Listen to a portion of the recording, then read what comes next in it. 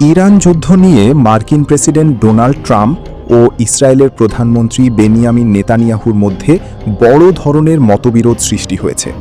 উভয় নেতা 1 ঘণ্টাব্যাপী ফোনে কথা বলেছেন এবং উত্তপ্ত সেই ফোনালাপে নেতানিয়াহু ইরানের বিরুদ্ধে আবারও হামলা শুরুর পক্ষে জোর দিলেও ট্রাম্প আপাতত কূটনৈতিক আলোচনার পক্ষে অবস্থান নিয়েছেন বলে জানা গেছে। এ নিয়ে দুই নেতার মধ্যে টানাপোড়েন বেড়েছে।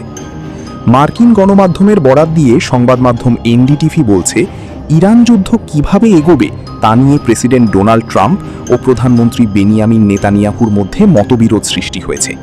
দুই নেতা প্রায় 1 ঘণ্টাব্যাপী ফোনালাপ করেছেন। ওই ফোনালাপে নেতানিয়াহু ইরানের বিরুদ্ধে আবারও বিমান হামলা শুরুর পক্ষে জোর দেন।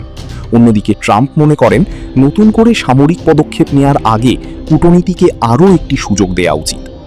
মার্কিন সংবাদ মাধ্যম অ্যাক্সিওসের এক প্রতিবেদনে বলা হয়, ওই ফোনালাপের পর নেতানিয়াহু অত্যন্ত ক্ষুব্ধ হয়ে পড়েন।